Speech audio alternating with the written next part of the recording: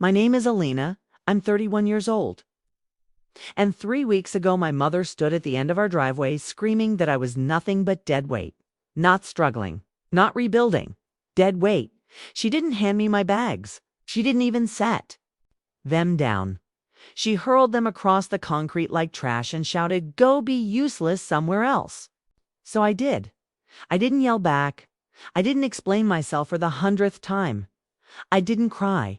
I picked up my suitcase, walked straight past her while she kept shouting, and slid into my friend's car without turning around. That was the moment. It finally clicked. The woman who raised me no longer saw me as her daughter. She saw me as a problem. She wanted erased. What she didn't realize was this. The useless burden she kicked out was the same person who had been quietly running their entire financial life for years. They're online. Banking, their bills, insurance portals, tax accounts. Every digital system they depended on but never learned how to manage. And when I left, none of that followed them. 3 weeks later, my phone lit up. One missed call from my father, then another, then a text. "Why is our bank account frozen? We can't access anything." I stared at the screen for a long moment before replying with just 2 words. Ask the burden. And if that sounds shocking, trust me, what happened after was worse, because families can ignore you for years, but the moment you stop cleaning up their messes, everything collapses fast. Before I tell you how this spiraled into the biggest breakdown my family has ever faced, take a second to subscribe, because this story doesn't get easier from here. There was a time when my life in Boulder felt manageable. Not perfect, but steady.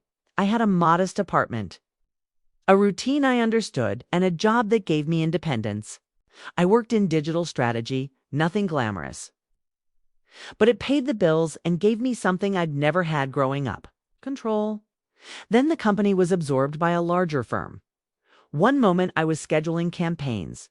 By the afternoon, I was packing my desk with a printed notice saying my position had been eliminated. Losing the job didn't just cut my income. It knocked the ground out from under my confidence. I told myself I'd bounce back quickly. I didn't. The cost of living swallowed my savings. And freelance work came inconsistently, just enough to survive, never enough to feel safe. Eventually, I had to make the call I'd been avoiding. Calling my mother, Linda, my father, Mark, usually stayed neutral. But Linda's voice always carried judgment. Even when she tried to sound supportive, I explained that staying in Colorado was impossible anymore. That I needed somewhere temporary while I regrouped. She hesitated, then agreed, going back to Nebraska. Felt like reversing my life. The house looked the same, but it felt smaller, heavier, like it was filled with expectations I no longer fit into. My younger brother, Evan, lived in New York and was doing well. His success was a constant reference point, never said directly, but always implied. The first week was quiet. Too quiet. Linda watched me carefully, like she was waiting for proof that I'd failed. Mark offered polite reminders about job searches, then retreated to his routines. I tried to stay invisible, but invisibility didn't last. Rules appeared, curfews, chore schedules. Not because they were needed, but because they reinforced something unspoken. This wasn't my home anymore. My aunt Diane visited often. Her comments were subtle but sharp observations about stability and direction that never needed my name attached. My closest support came from my friend Rachel. It reminded me that setbacks weren't character flaws.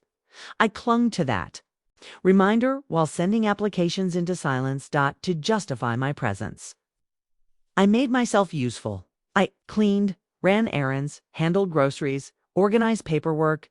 Usefulness became my currency, and quietly, while being asked, I fixed the mess no one wanted to admit existed: bank accounts scattered across platforms, passwords written on scraps of paper, bills piling up unopened. I organized everything.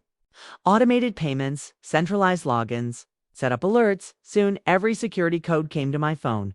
Everything worked smoothly, and no one asked how, when, Dion complimented how together the house felt. Linda accepted the praise and redirected. The conversation back to Evan. Rachel was the only one who knew how much effort went into keeping things afloat. Each silent favor added pressure. I couldn't release. The breaking point came during a dinner. Linda insisted on hosting. Evan visited. Diane came too. The house shifted the moment Evan walked in. Linda's voice brightened in a way I hadn't heard in months. I shrank without realizing it. At the table, conversation flowed around Evan's life. His career, his apartment, his plans. I existed on the edge of the scene. Then Linda's tone changed. She didn't raise her voice. She didn't shout. She simply reframed my existence as a problem in front of everyone. Not about something I'd done. About who she had decided I was. The silence afterward was heavy. Mark looked away. Diane wore polite concern. Evan looked uncomfortable but said nothing. Something inside me disconnected.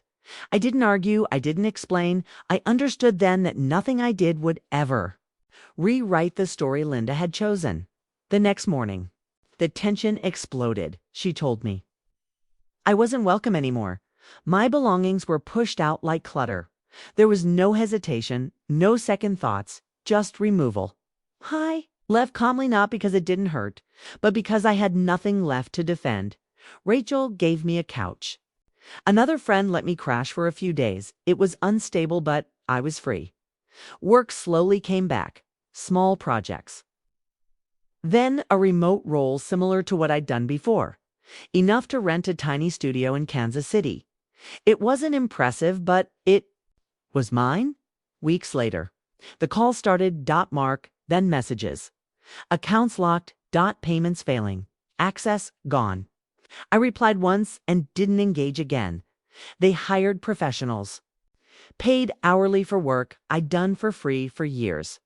Mark eventually reached out, not to apologize, but to ask me to step back in. I didn't. Not out of anger, out of self-respect. I built a life that didn't revolve around being needed. I started volunteering, helping people who actually wanted to learn and appreciated the effort behind the outcome. Cutting contact wasn't dramatic, it was quiet.